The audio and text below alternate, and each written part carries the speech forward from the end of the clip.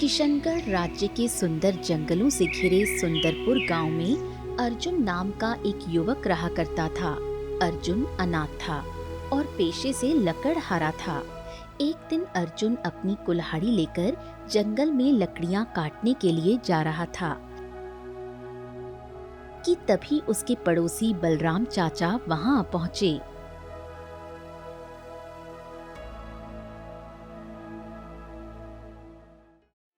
अरे अर्जुन, देखो भाई, अब तुम्हारी आयु 25 वर्ष की हो चुकी है। तुम्हें अब विवाह कर लेना चाहिए। आखिरकार कब तक तुम अकेले यूं ही रोटियां बनाते रहोगे, हैं? कर तो लेना चाहिए, लेकिन करूं किससे चाचा? एक काम करिए, आप मेरे लिए कोई अच्छी सी लड़की तलाश दीजिए, बस फिर मैं कर लूंगा।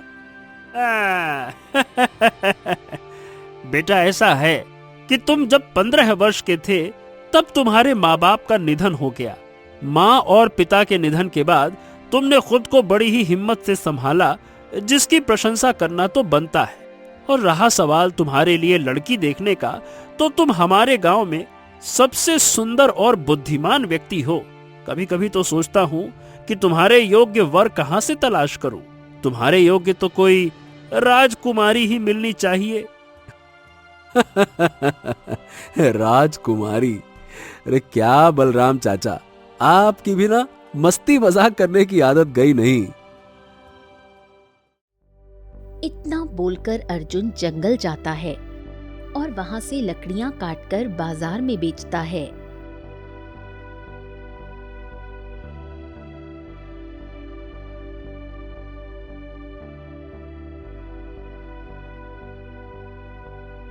शाम को अर्जुन अपने घर आ रहा था कि तभी उसने देखा कि गांव में कुछ लोगों की भीड़ लगी हुई थी।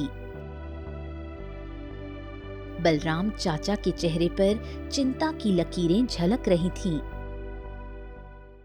अरे बलराम चाचा, क्या हुआ? आपके चेहरे पर ये चिंता की लकीरें क्यों झलक रही हैं? सुबह तक तो आप ठीक थे। अरे अर्जुन, अब तुम्हें क्या बताऊं। अचानक से हमारे गांव में सारे के सारे कुएं सूख गए। अरे तालाब सूख गए, पानी की एक बूंद तक नहीं है। ऐसा लगता है जैसे कितने सालों से सूखे पड़े हों। गांव वाले पानी की एक एक बूंद के लिए बुरी तरह से चिंतित हो गए हैं। अरे बगैर पानी के जीवन यापन नहीं हो सकता है। कैसे ये सब अचानक से हो गया, यही समझ में नहीं आ रहा। क्या बात कर रहे हैं? ऐसा कैसे हो सकता है चाचा? अरे सुबह तक तो हमारे गांव के सारे कुएं पानी से लबालब भरे थे, और तालाब भी। और इस साल तो बारिश भी अच्छी हुई थी, फिर तालाब और कुएं सूख कैसे सकते हैं? यही तो हमारी समझ में नहीं आ रहा अर्जुन। अचानक से, मतलब हमारे गांव में ये पानी की कैसी विपत्ति आ गई है? ये कोई साधारण घटना नहीं लगती है। अर्जुन गांव वालों के निराश चेहरे को देखने लगा। उसकी नजर बच्चों पर पड़ी। अर्जुन एक औरत के पास जाकर बोला, क्या हुआ? ये बच्चे क्यों रो रहे हैं? मेरा बच्चा दोपहर से प्यासा है। अब तुम बताओ, पानी का इंतजाम कहाँ से हो? मैं तो जंगल तक घूम आई, जंगल के तालाब सूखे पड़े हैं। अब मैं क्या करूं? इतना कहकर वो औरत फूट फूट कर रोने लगी। अर्जुन बुरी तरह से चिंता में पड़ गया और अपने घर पर जाकर बैठ गया।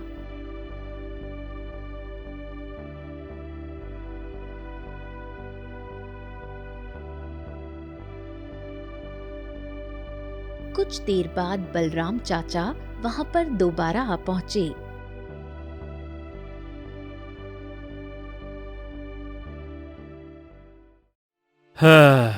अर्जुन, इस तरह हाथ पर हाथ रखकर बैठने से कुछ नहीं होगा। गांव में सबसे ज्यादा हिम्मतवर और बुद्धिमान तुम ही तो हो। हमें पता लगाना होगा कि आखिरकार ये विपत्ति अचानक से आ कैसे गई। जरूर इसके पीछे कोई न कोई गहरा राज छिपा है। वैसे आप बिल्कुल सही कह रहे हैं बलराम चाचा, लेकिन समझ में ये नहीं आ रहा कि मैं इस राज या गहरी विपत्ति का पता कैसे लगाऊं। अर्जुन, हमारे गांव से कुछ दूर एक झोपड़ी है, जहां पर एक बूढ़ी काकी रहती है। कहते हैं कि उनकी आयु 100 वर्ष की हो चुकी है, मगर अभी भी वो बिल्कुल स्वस्थ हैं। उसे कुछ चमत्कारिक शक्तियों का ज्ञान है। मैंने सुना है कि जब भी विपत्ति आती है तो लोग उनसे परामर्श लेने के लिए उनके पास जरूर जाते हैं। ओ, अगर ऐसी बात है तो ठीक है, फिर मैं भी आज ही बूढ़ी काकी के पास जाऊंगा। इतना बोलकर अर्जुन वहां से चला गया।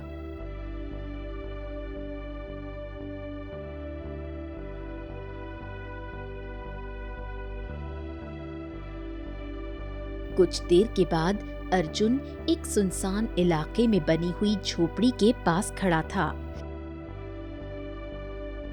तभी अर्जुन के कानों में झोपड़ी के अंदर से एक औरत की आवाज टकराई, अंदर आ जाओ। अर्जुन तुरंत झोपड़ी के अंदर प्रवेश कर गया।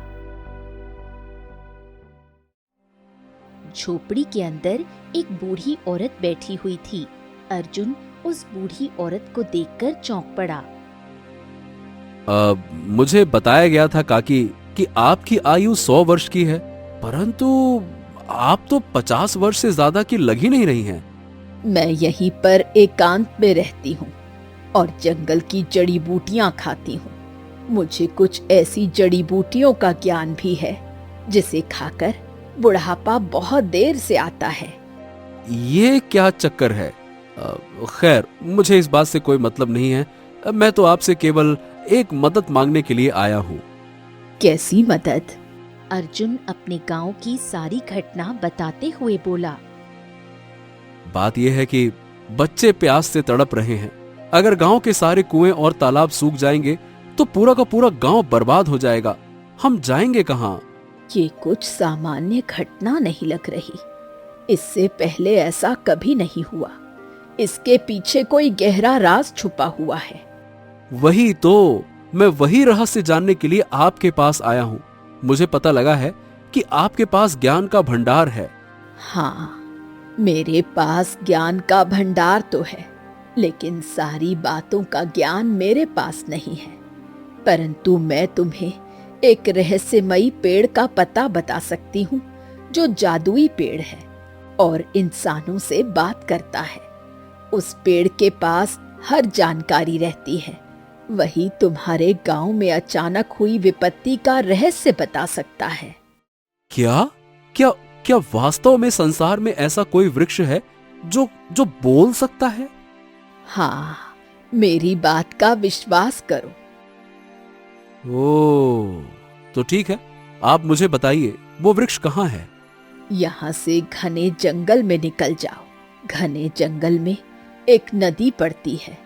उसे पार करने के बाद एक दूसरे जंगल की सीमा प्रारंभ होती है, जिसे कनिष्क जंगल कहते हैं। कनिष्क जंगल में जाकर तुम्हें बोलने वाले वृक्ष को तलाशना होगा।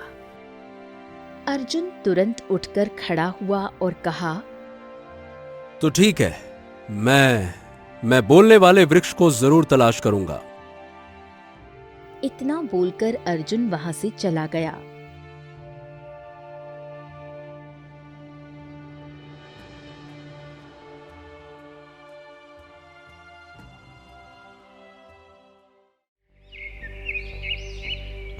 अगली सुबह अर्जुन घने जंगल की ओर निकल पड़ा।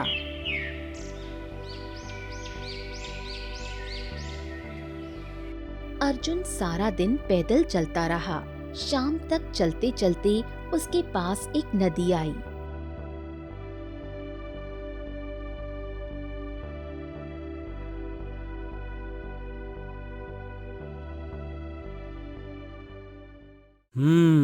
लगता है ये वही नदी है जिसके बारे में बूढ़ी काकी ने मुझे बताया था। मुझे इसे पार करना होगा। मेरे शरीर में जान तो नहीं है, लेकिन इसके अलावा और कोई रास्ता भी नहीं है। अर्जुन तुरंत नदी में कूद गया और नदी को पार किया। नदी पार करने के बाद अर्जुन ने खुद को एक दूसरे जंगल में पाया। अर्जुन ने जंगल में चलना शुरू किया।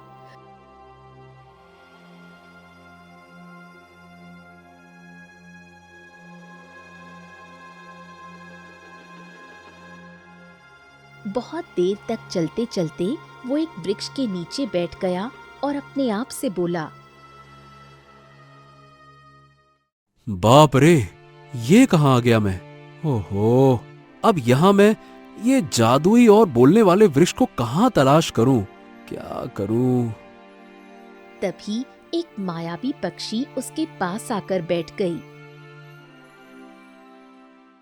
और मनुष्य की आवाज में अर्जुन से बोली, तुम साधारण जंगल में नहीं हो मनुष्य, तुम एक मायावी जंगल में हो। हाँ, ये बात तुम सही कह रही हो। तुम्हारा बोलना इस बात का प्रमाण है कि मैं वास्तव में एक मायावी जंगल में हूं, वरना तुम मैना पक्षी होकर मनुष्य की आवाज में बात नहीं कर सकती। वो सब छोड़ो, ये बताओ तुम जंगल में क्यों आए हो? अर्जुन सारी घटना बताता है। तो फिर मैं सही समय पर तुम्हारे पास आई हूँ। मैं तुम्हें उस बोलने वाले पेड़ के पास ले जा सकती हूँ। मुझे उसका पता मालूम है। ठीक है, तो फिर मुझे उसके पास ले चलो। चलो। तो फिर मेरे पीछे पीछे आओ। अर्जुन तुरंत पक्षी के पीछे पीछे चलने लगा।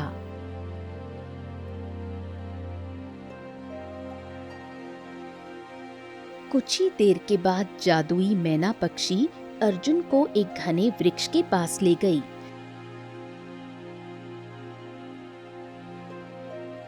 वृक्ष की शाखाएं बड़ी ही विचित्र किस्म की थीं। यही वो वृक्ष है, एक जादुई वृक्ष। ओ, ये वृक्ष तो काफी प्राचीन मालूम पड़ता है। ठीक है, परंतु मुझे बोलने वाले वृक्ष की तलाश है। अगले ही पल वृक्ष से आवाज आई, मैं बोलता भी हूँ और ये भी जानता हूँ कि तुम यहाँ क्यों आए हो। मैं जानता हूँ कि तुम्हारे गांव में अचानक से तालाब और कुएं सूख गए हैं। गांव के लोग प्यास से पीड़ित हैं। तुमसे अपने गांव की तकलीफ देखी नहीं गई, इसीलिए इसका रहस्य जानने के लिए तुम यहाँ आए हो। ओ, तुम तो वास्तव में बोलने वाले वृक्ष हो, परंतु तुम कैसे जानते हो मेरे बारे में और मेरे गांव के बारे में? क्योंकि मैं एक जादुई वृक्ष हूं। अच्छा, तो फिर मुझे इसका रहस्य बताओ। मेरे अंदर एक दूसरी दुनिया का द्वार है। उस दुनिया में जाने पर तुम एक विचित्र नगर पाओगे, जहां चारों ओर सन्नाटा फैला होगा। वहां एक साधु कैद है, जिसे एक राक्षस ने बंदी बना रखा है। तुम्हें उसे राक्षस से मुक्त कराना होगा। वहां एक अमृत कुंड भी है। उसका जल पीने से कोई भी अमर हो सकता है और फेंकने से जल राख हो सकता है। क्या मतलब? मुझे कुछ भी समझ में नहीं आया। अगर बुद्धिमान हो तो समझ जाओगे, अगर मूर्ख हो तो मारे जाओगे। वृक्ष के अंदर से रंग बिरंगी किरणें फूटने लगी। क्या तुम तैयार हो? अगर तैयार हो तो इस रोशनी के सामने आओ। अर्जुन ने एक नजर मैना पक्षी की ओर और दूसरी नजर वृक्ष की ओर डाली। अगले ही पल वो रोशनी के सामने आ गया। कुछ ही देर के बाद वृक्ष ने अर्जुन को अपने अंदर खींच लिया और रोशनी गायब हो गई। अर्जुन ने खुद को एक बड़े ही विचित्र नगर में पाया। चारों ओर सन्नाटा फैला हुआ था। नगर में घर और खेत थे, परंतु वहां कोई मनुष्य नहीं था। हो, ये मैं कहाँ आ गया? ये तो बड़ा ही विचित्र नगर है। चारों ओर सन्नाटा पड़ा हुआ है। ओहो, अब मैं साधु महाराज को कहाँ ढूंढूं जो राक्षस के कब्जे में है? ये क्या चक्कर है भाई? अगले ही पल अर्जुन के कानों में किसी बूढ़ी औरत की कराहट टकराई। उसने पलटकर देखा तो एक बूढ़ी औरत झाड़ियों में बैठी थी।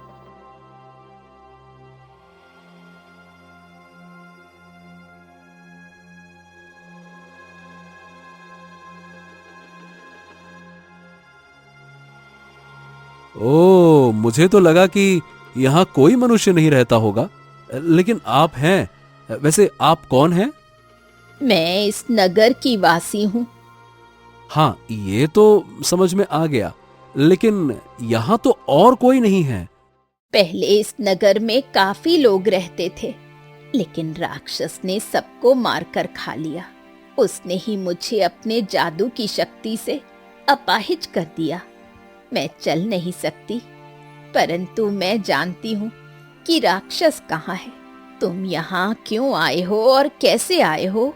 अर्जुन सारी घटना बताता है। उस राक्षस को मारना इतना आसान काम नहीं है। अब उस राक्षस को कैसे मारा जाएगा, ये तो मुझे भी नहीं पता। बस इतना आप बता दो कि वो खंडहर है कहाँ। मैं चल नहीं सकती, तुम मुझे अपने कंधे पर बैठा लो, मैं तुम्हें रास्ता बताती जाऊंगी। अर्जुन ने बूढ़ी औरत को अपने कंधे पर उठा लिया। यहाँ से दाहिनी दिशा की ओर चलो। अर्जुन बूढ़ी औरत को कंधे पर बैठाकर उसकी बताई हुई दिशा की ओर चलने लगा।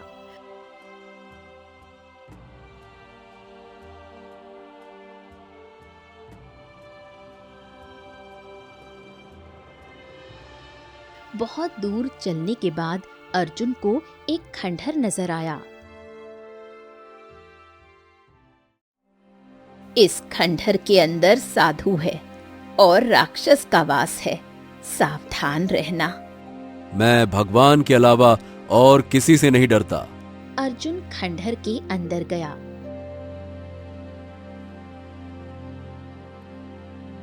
वहां एक साधु पिंजरे में कैद था। ओ, तुम तो मनुष्य हो, तुम यहाँ कैसे आए?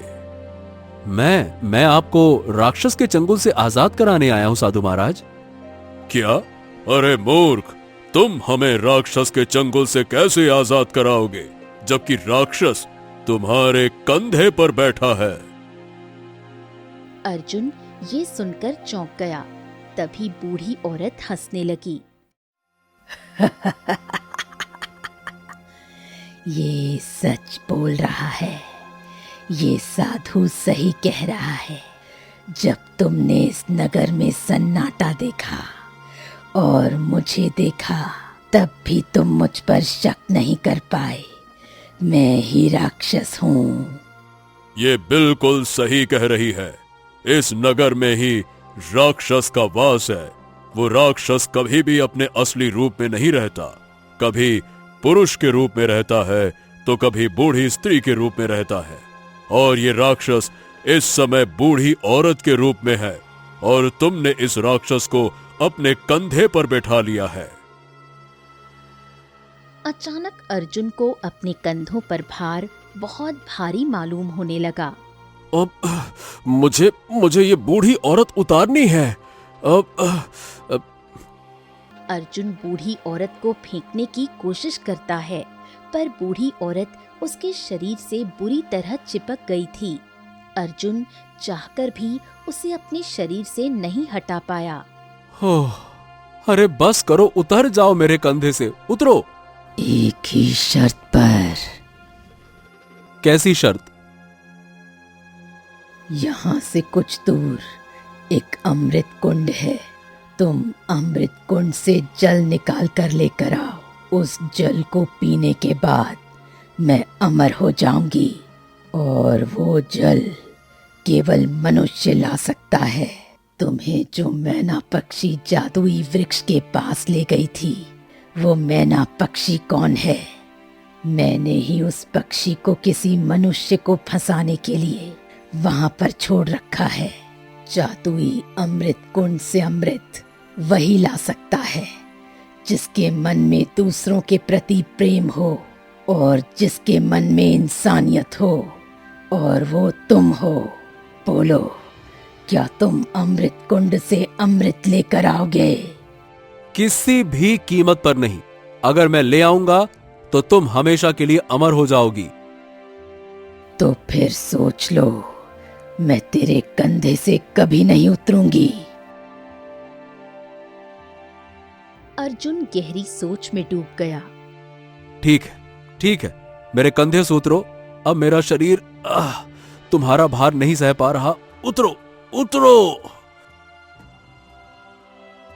तो फिर जा, अमृत कुंड से अमृत लेकर आ, और याद रख, अगर तूने जरा सी भी चालाकी की तो मैं उस साधु महाराज को जलाकर राख कर दूंगी। उसके बाद तेरा गांव प्यास से तड़प तड़प कर मर जाएगा। अर्जुन के पास कोई और चारा नहीं था। ठीक है, साधु महाराज को कुछ नहीं होने दूंगा। मैं अभी अमृत कुंड जाकर अमृत लेकर आता हूं। खंडहर से दाहिनी दिशा की ओर चलते जाना, तुम्हें अमृत कुंड मिल जाएगा। अर्जुन तुरंत खंडहर से बाहर निकला और दाहिनी दिशा की ओर चलने लगा।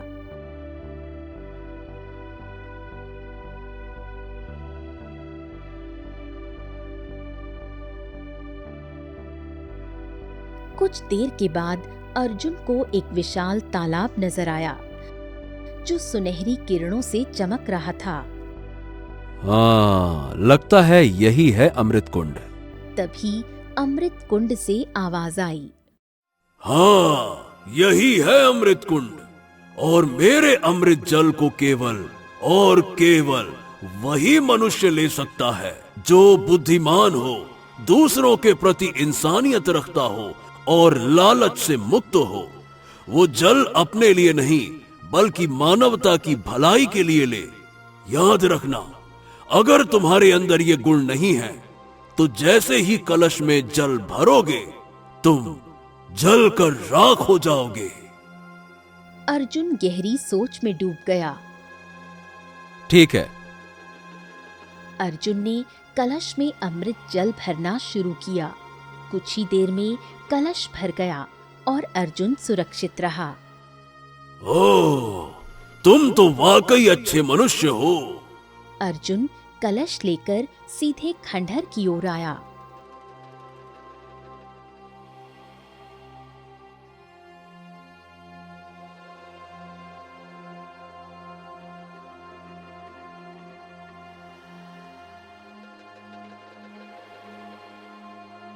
कलश में भरा अमृत सोने की तरह चमक रहा था। तो तू वास्तव में मेरे लिए अमृत ले आया। अब इसे मुझे दे दे और इस साधु को ले जा। आ आ आ आ एक क्षण जरा ठहरो तो सही। अरे रुको रुको रुको, इतनी जल्दी क्या है? इतना कहकर अर्जुन ने सारा अमृत उस बूढ़ी औरत के शरीर पर फेंक दिया। ये तूने क्या किया मूर्ख? तूने अमृत जल को व्यर्थ कर दिया। अब तो बाहर जा और ये जल लेकर आ, और अगर तूने इस बार कोई हरकत की तो मैं साधु और तुझे यही जलाकर राख कर दूंगी। इसकी नौबत नहीं आएगी, क्योंकि यही तेरा अंत है। में आया कि ये जादुई वृक्ष मुझसे क्या कहना चाहता था। कुछ ही देर में बूढ़ी औरत जलकर राख हो गई और अचानक पिंजरा गायब हो गया।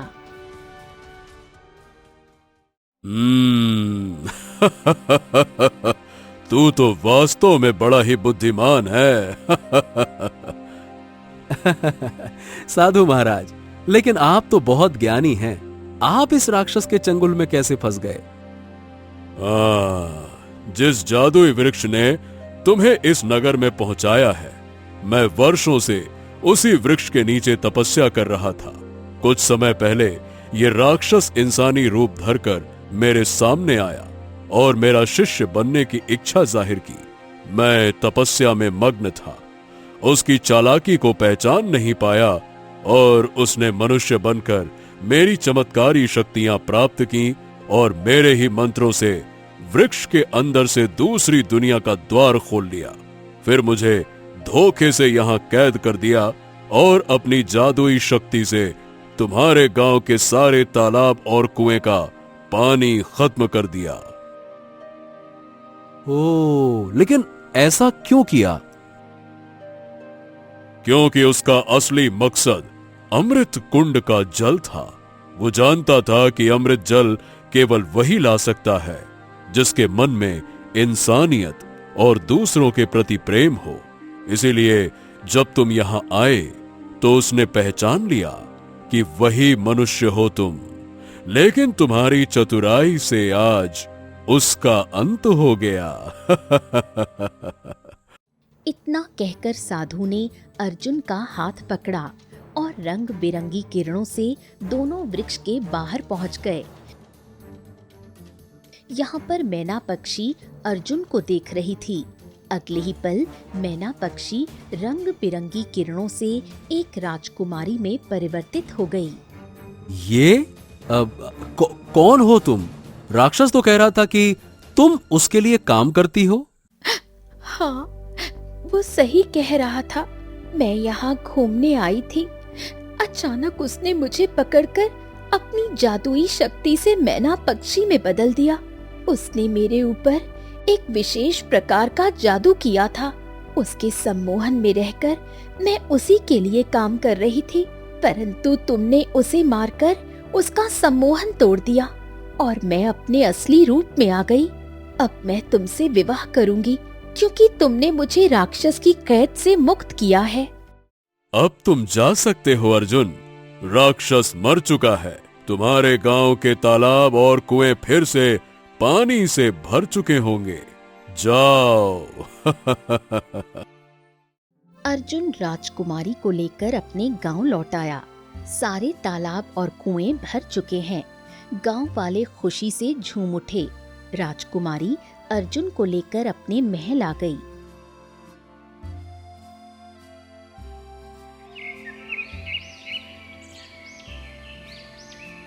और कुछ दिनों बाद अर्जुन का विवाह राजकुमारी से संपन्न हो गया। अर्जुन एक साधारण लकड़हारे से राजकुमार बन गया।